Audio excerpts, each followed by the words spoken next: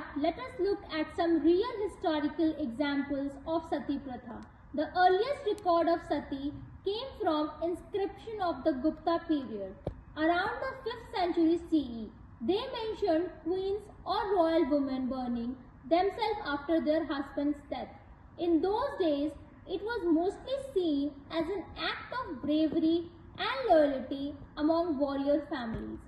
In Rajasthan, especially among the Rajputs clans, Sati became very common. One of the most well-known form of Sati here was Johar. Johar was masked self-immolation performed by queens and women when their husband, father and sons were killed in battle. Rather than being captured by invaders, the women chose to jump into fire. One of the most famous examples in the story of Rani Padmini of Chittor in the 14th century, when Alauddin Khilji attacked Chittor, the Rajput men fought bravely but were outnumbered. Knowing that defeat was certain, Rani Padmini and hundreds of women performed Johar, sacrificing themselves in a huge fire so that they would not be dishonored by the enemy. This incident is still remembered as a symbol of courage, but it also shows the extreme pressure women faced at that time. Another famous case comes from Bengal in the 18th and 19th century.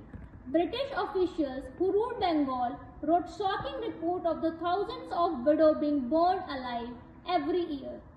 In some villages, it had become almost a rule that a widow must perform sati, no matter how young she was. Some widows were teenagers married to older men, and where their husband died, they were dragged to the funeral parade. Many cried, begged, or resisted, but society forced them to die. Even after the practice was abolished in 1829, there were still secret cases. The most shocking was in 1987 in Rajasthan, when an 18-year-old girl named Roop Kaur was forced into sati.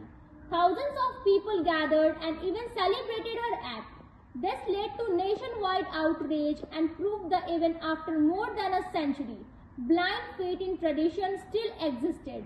It is also important to note that sati was not practiced everywhere in India. In South India, for example, widow remarriage was common among many communities and sati was rare. In some northern regions too, the custom was not followed, so it is wrong to think that sati represented the whole of the Indian culture. It was specific to certain religions and classes.